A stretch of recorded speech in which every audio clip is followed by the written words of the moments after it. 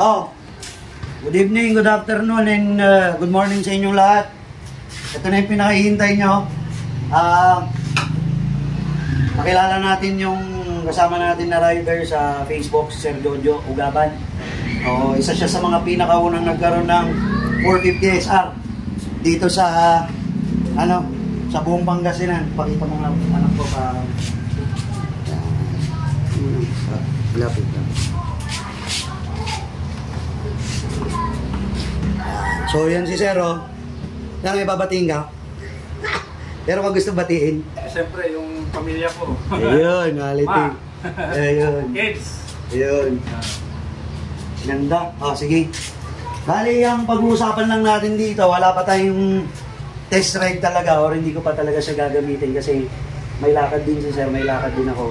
Pero mag-i-schedule kami na aakyat kami ng Maliko para masubukan niya yung motor ko at masubukan niya to. Pakita mo nga si Charm, baka hinahanap nila. Ayan o. Ayan si Charm. Nandiyan muna siya sa sideline. Para ito naman ang bida ngayon, si Adel. Ang pangalan niya is Adel. Dito, tatanungin lang natin si Sir ng honest to goodness na sarili niyang review tungkol sa 450 SR. So sa lahat ng mga gustong bumili, malalaman natin to first hand sa may-ari, hindi sa hiniram lang natin. Kaya, Sir, kailan mo nabili itong 450 SR mo? Last, I think, April or May. April, May, so 13 yun eh. September. May ata, May. 4 months. And right now, ang tinakbo pa lang is 1,700 plus, no? 1,700 plus. Paano mo ito ginagamit, Sir? Araw-araw. Araw-araw. Work motorcycle and then ride motorcycle. Nice. Okay. Ba't mo nagustuhan, Sir? Una, sa aesthetics pa lang, Oo. ang dami ng tinalo na motor. Tapos yung pangalawa, siyempre wala akong masyadong kaalam-alam sa makina. Oo. Nag-rely ako sa sa mga vlog. Okay. Mga Pilipino, mga Amerikano. Nung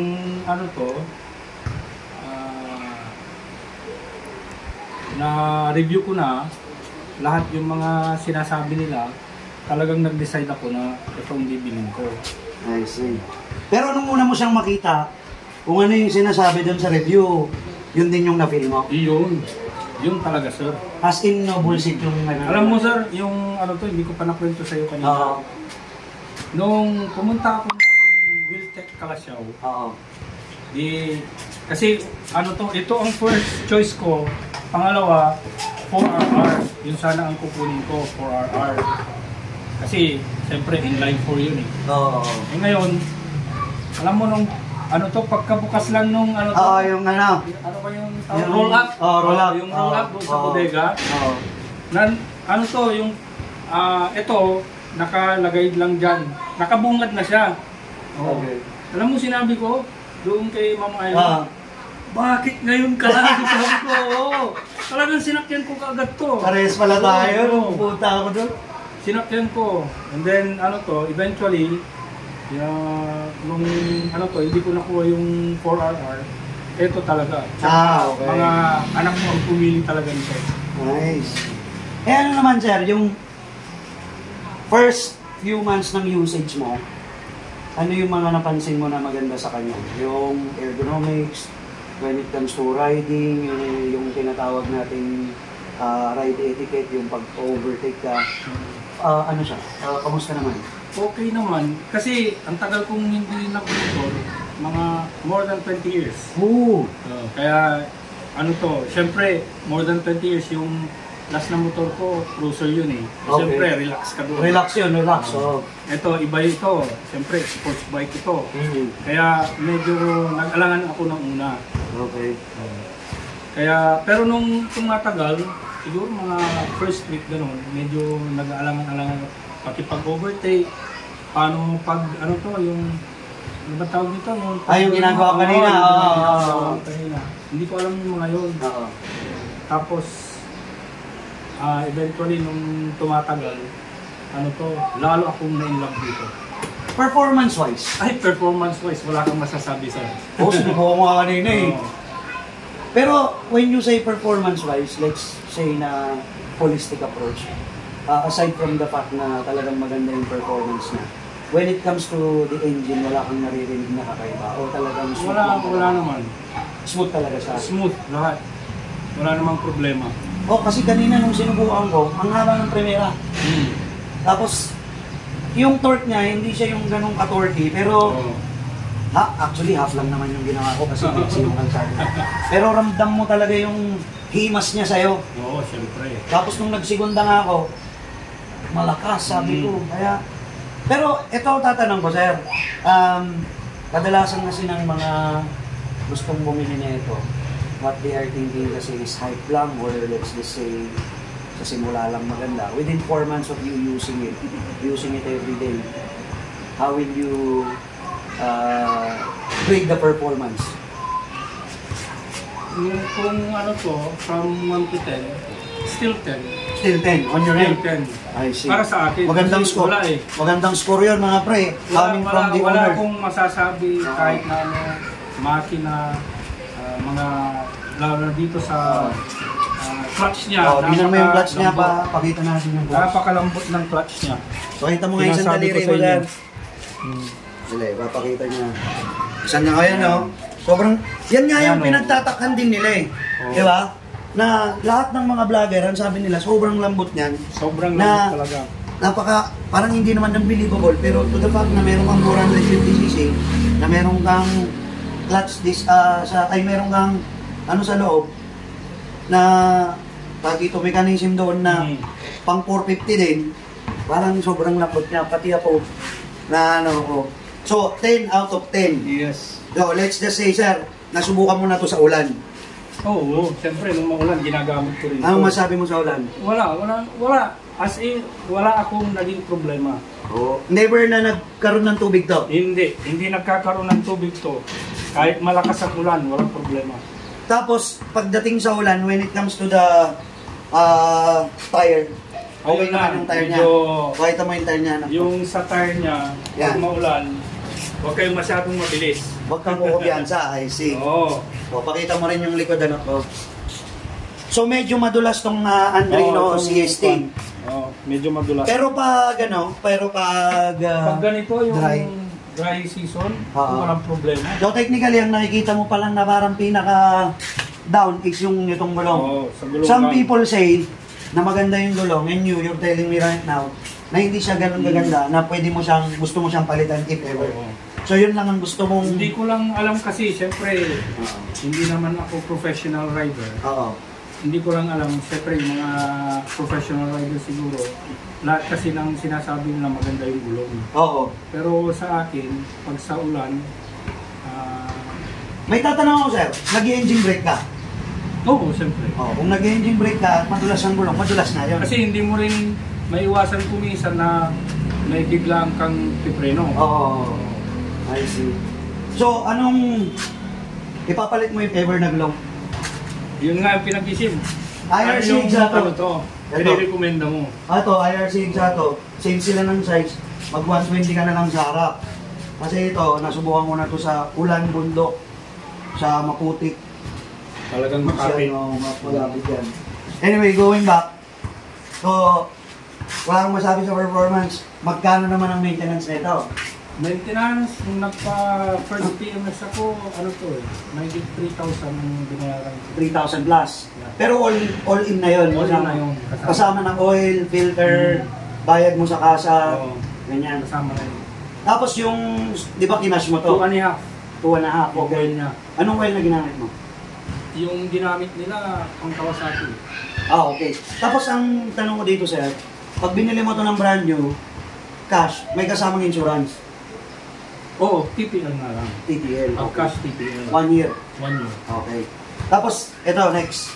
Kasi madalas ang nagsasabi, mahal daw talaga yung mga accessories na ito. Just like this, slider, ang mga to. Mahal ba talaga? Medyo may kamahalan. Siyempre, ibang motor. Bago yung motor eh. Given na yan, pag bago yung motor. Pero the next question is, yung kamahalan ng mga binili mo, sulit ba? At quality ba? Siyempre, lahat ng ano to, pinipili kong mga accessories, tinitignan ko muna yung mga comments nila Okay. bago ko bilhin. Pag maganda, siyempre bibili Oo, tsaka kanina. test ko, yun. Tsaka kanina, hindi lang nakuha na ng video, ewan ko kung may video ka nun. Pagpasok niya dito, basa kasi ito, Oo. smooth ito. Ano, natumba yung motor niya, kinabahan ako bigla. Yung slider niya, hindi man lang gumalaw. Diba, na? Ito lang yung gumalaw, itong side mirror niya. Oh, ito. Ito yung slide mark niya, oh. Ay, tawa na po. Ito yung slide mark niya kanina. Diyos ko. Sabi ko, nakabasulak pa eh. Pero buti naman, hindi naman Walang nadami. Oh. So, sige. Being said na, mahal sir, yung quality, ito galing ba talaga to ng mga CF Moto o talagang ginawa lang siya para sa motor na to? Oh, ginawa lang para sa motor na ito. Hindi siya CF Moto brand. Pero ito sir, ang isa pang katanungan ng mga members natin at saka yung mga gustong bumili. When it comes to the availability of the aftermarket parts katulad ng itong mga to, slider, ganyan, are they hard to find or madali lang silang Ang hanapin? dami mong pagpipilian. Ang problema lang kung may pera ka. I see. I see.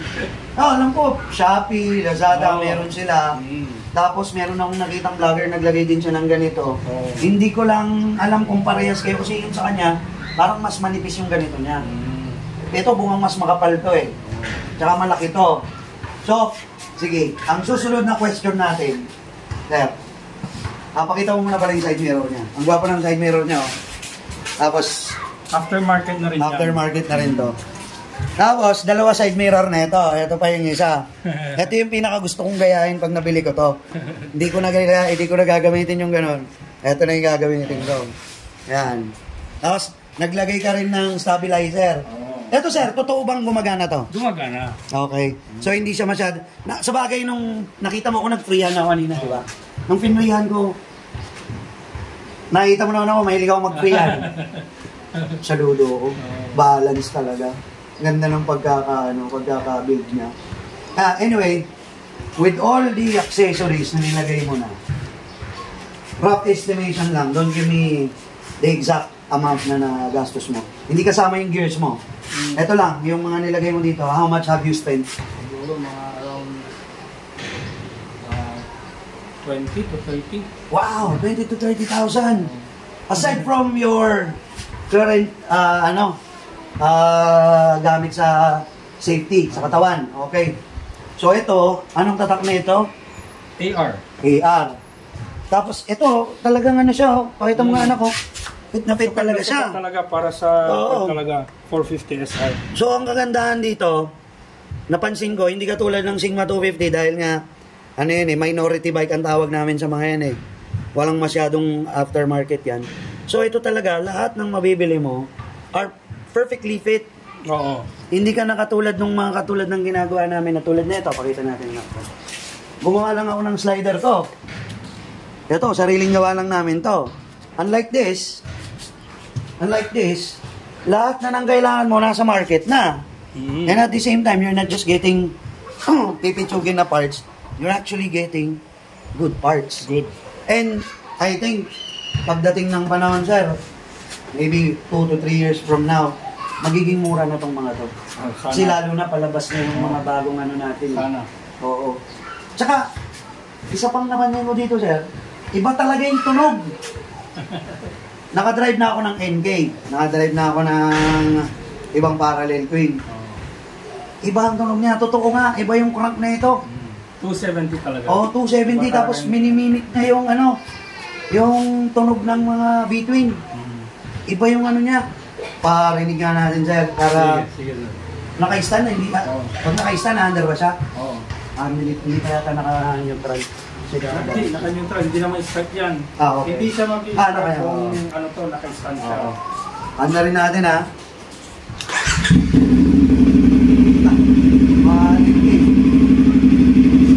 Red, sir. Pakita mo muna yung sash, anak ko. Kung gaano ka sa... Ito. Tingnan mo kung gaano ka bago pa to. 1,776 kilometer pa lang ang tinakbo. Tapos i-sound check natin. Focus mo to anak ko yung dito sa may ano. Yan. Oh.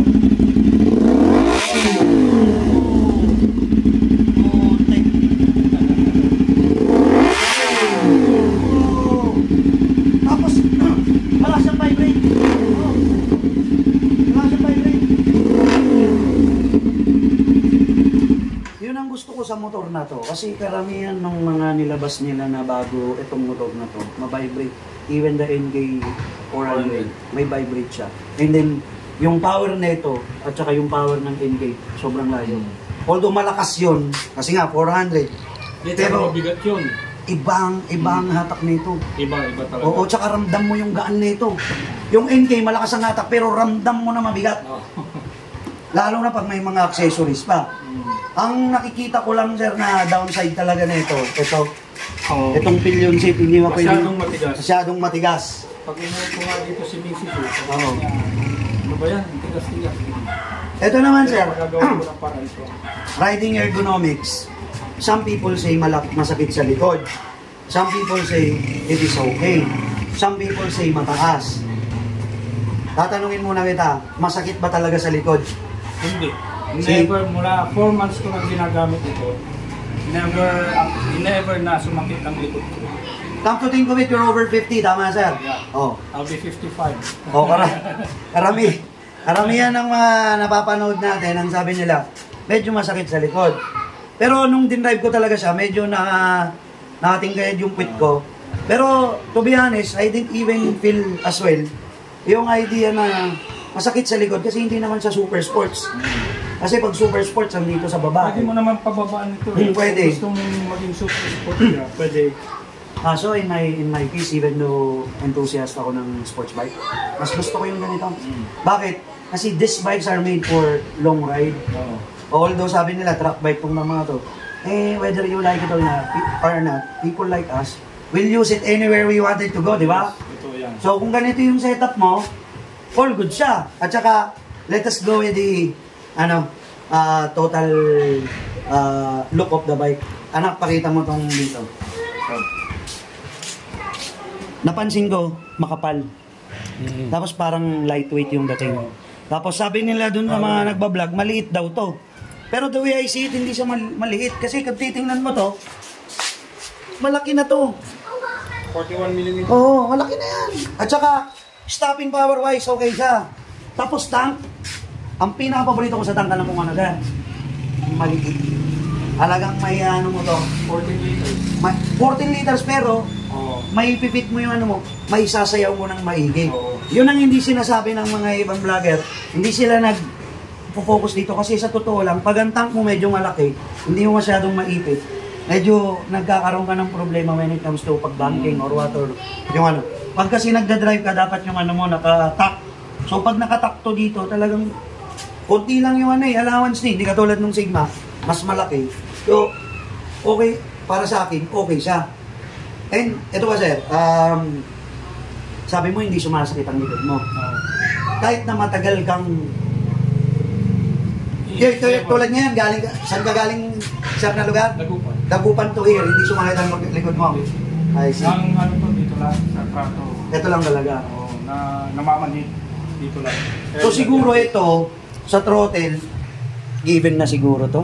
Kasi, kahit anong motor eh. Kahit anong motor yan, hindi mo na may Tapos tingnan natin itong kung gaano kalaki.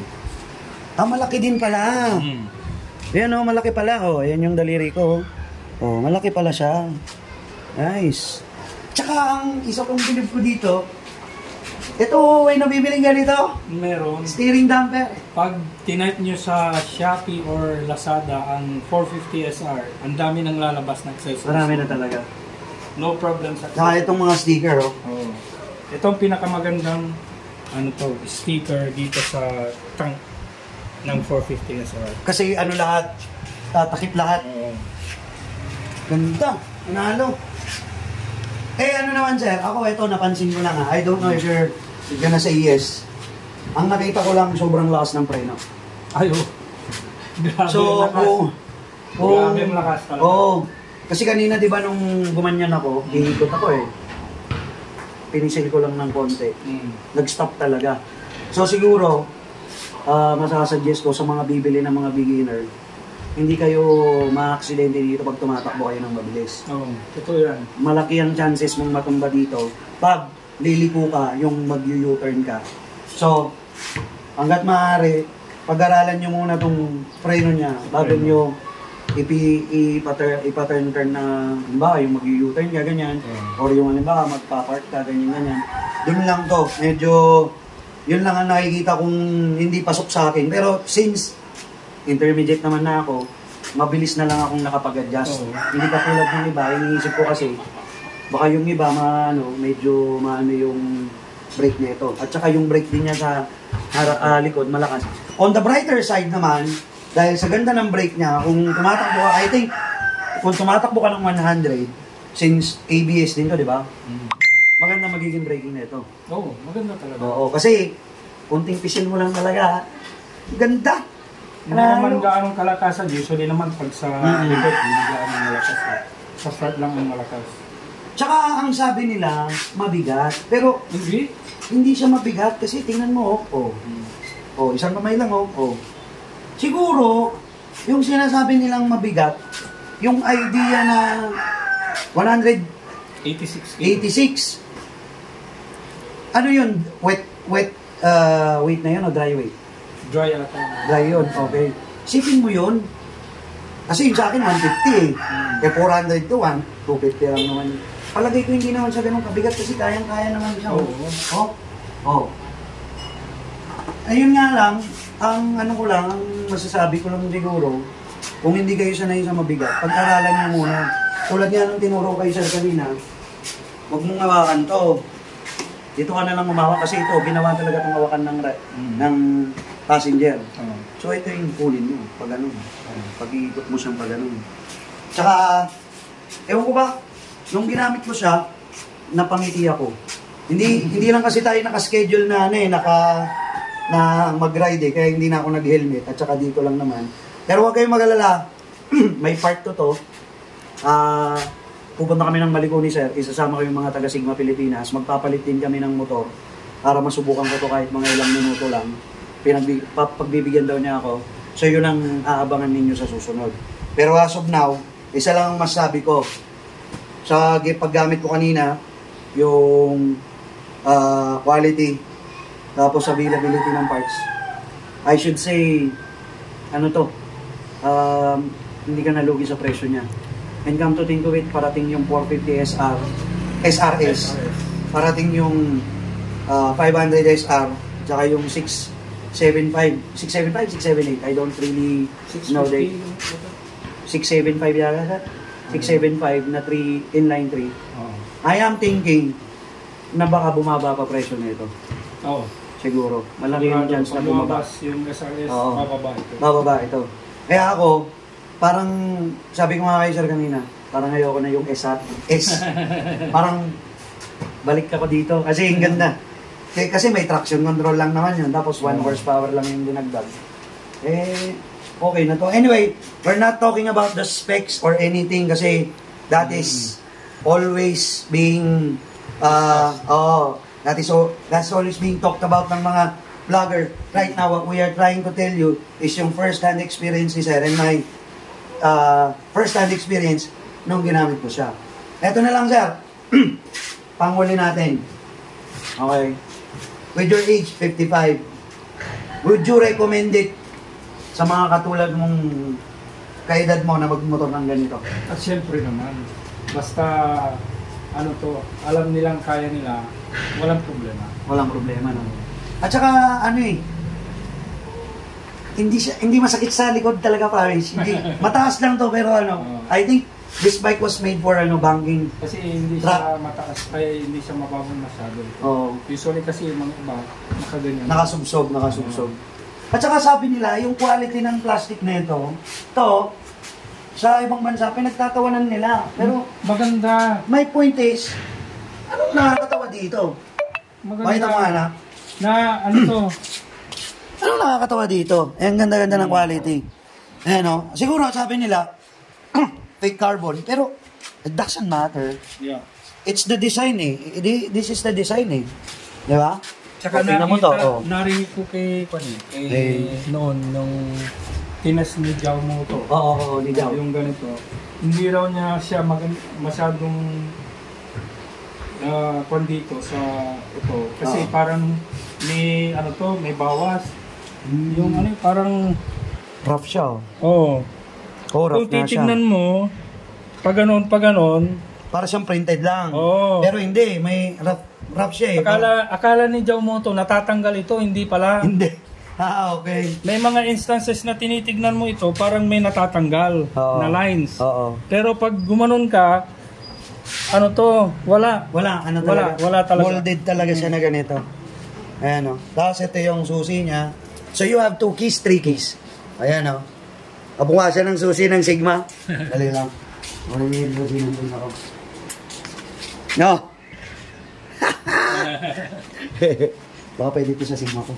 Tsaka meron din kanyan. Hindi. Pops Oh. Ito. Yung susi niya, may holster din ito na mamimili. Okay. So pwede mo rin siya lagyan ng parang pinaka...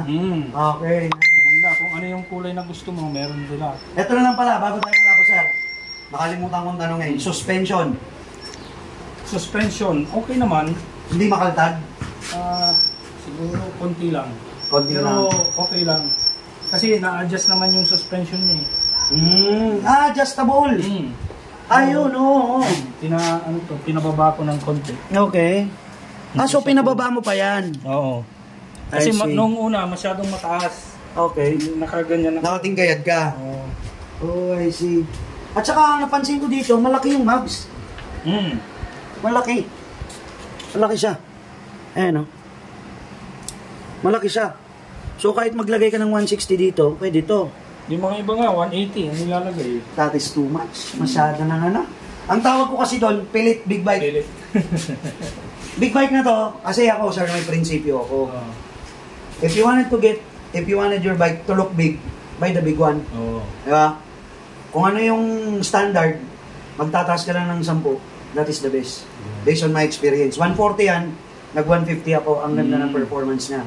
Even yung mga matagal na nagmumotor, ang sinasabi nila, dagdag ka lang ng 10. Kaya ito, ang suggestion ko dito, 110 ba ito? 110? 120, pag napudpud to. Mag 120 ka, magiging buff dito, tapos 160 dyan, talaga nakakanap na yung pagwapuan niya. So, bago natin tapusin, pakita muna natin yung legendary animation. Ito anak ko. Ayan. Normally, yan ang una nilang pinapakita eh. Ayan o. Putik.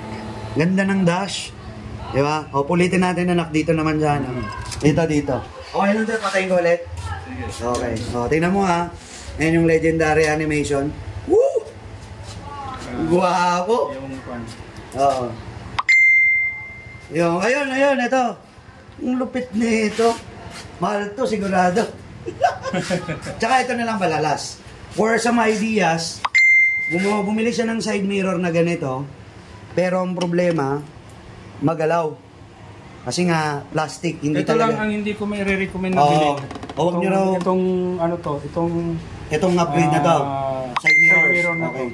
Alam nyo, ginawa niya. Ito ginawa niya, which is gustong-gusto ko. Pakita mo dito, anak. Ito gagayahin ko to, promise.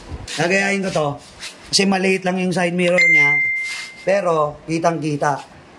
Yung kitang-kita siya pag umupo ka. Yan yung dalawang yan. Tapos, tatanungin ko na lang siya kung ano mga pinagbibili ni sir pagka meron na ako. Pero, decided, I might be getting one of these talaga. Wow! Yan. Ayos! Tapos sa mga taga-Pangasinan na nanonood na ito, na meron ng 450 SR, we are inviting you to contact us. Yung link ng Facebook ni sir, at saka yung Facebook ko, ilalagay namin dun sa description sa baba para makita ninyo. And aside from that, we're not saying na we're planning to create a group here, pero ang gusto lang namin is we wanted to start knowing everybody na may 450 SR dito. Yes, that's true. And then maybe we could have some ride, we could go somewhere else, maliko, tapos Daang Katutubo, Daang Kaligasan. Maraming pwedeng puntahan dito. We're inviting you to comment or check our Facebook. Ilalagay ko yung Facebook ni Sir. Tapos, Sir Ako'y Pinoy.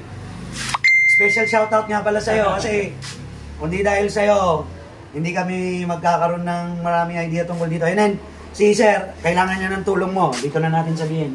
Tapos chat natin siya. Sir, yung kanyang wire sa kanyang ABS na ipit, wala siyang months pa bago niya makuha yung kanyang cord. So, kung pwede mo kaming matulungan na makabili dyan, babayaran namin, papadalan ka namin, and then ship it here to the Philippines. We're gonna be happy. Kasi sa ngayon, alam mo naman, bago pa to, yung mga main components, medyo wala pa. Puro mga aftermarket na papogi pa lang meron. So, please, help us out. Sir, sabihin mo sa kanya, kailangan mo talaga. Oo, sana matulungan mo ako, sir. Kasi kailangan na kailangan ko. Gusto ko kasi yung original parts ang nakakabit dito sa processor natin. Kaya yun. Kasi nung ginawa ko ito, nilagay ko ito, naipit yung cable brake, hindi ko napansin. So, kailangan bumili ng bago. Although, nagawa naman ng paraan sa Wiltec Kalasyaw, gusto ko pa rin na original ang nakakabit dito. Ayun. Maraming salamat, sir. Ayun. So, tapusin na natin to para may gagawa natin to ng montage. Sa lahat ng gustong bumili nito, hindi to paid advertisement We're just trying to help everybody kung saan kayo makakakuha. Yes. Sir, Motorcycle City Tarlac, di ba? Meron. Motorcycle City Tarlac. Pero ito nakuha mo to sa Wiltec Kalasyaw. So, sa mga taga-Pangasinan na naghahanap ng 450 SR, pag pumunta kayo ng Kalasyaw, Kawasaki, leisure bike at saka Suzuki, walang display na ito sa loob, ay sa labas.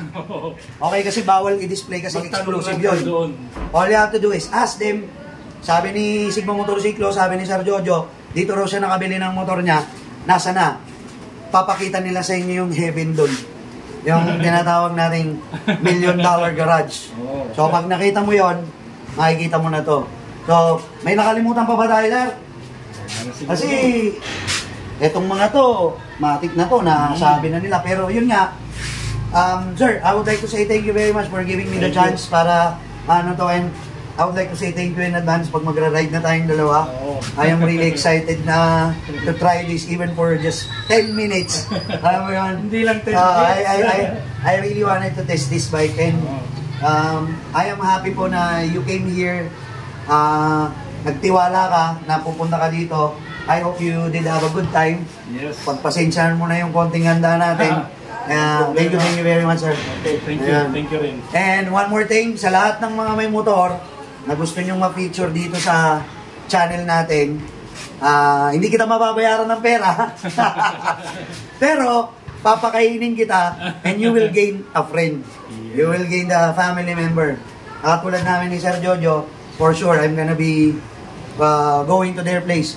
Yes, maybe next time.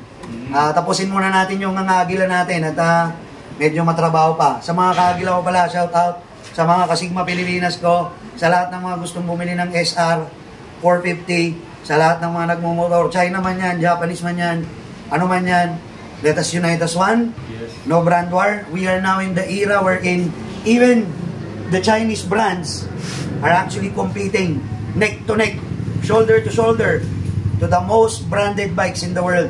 So, I am not promoting China bike.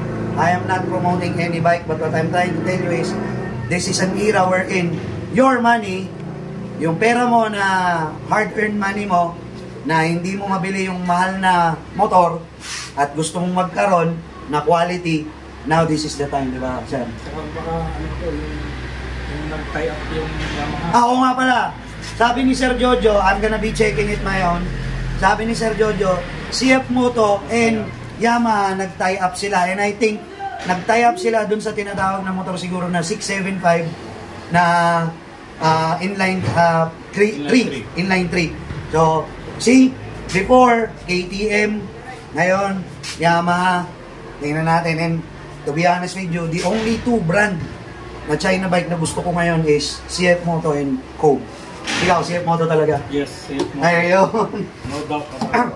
Oh, anyway, Sino mo bang di ko nabati? Si Chairman Benji, Vice Chairman Bart. Shoutout sa inyong lahat. Kay Pare Ronnie, shoutout sa inyo. Kuya Donis, shoutout sa inyong lahat. Sigma Pilipinas, Agila, mga kabro, shoutout sa inyong lahat. At sino ba? Sa lahat ng mga supporter ko, lalong-lalo na sa mga basher ko, shoutout sa inyong lahat. Kasi kung di dahil sa inyo, hindi daw dami subscribers ko. Tsaka sir, anybody that you wanted to greet before we end? Shoutout sa KTM Honors Club of Pangasinan. Sila ang unang grupo na nasalihan ko. Maraming salamat sa inyo. Tsaka sa family ko. Alright. Thank you sa support ninyo.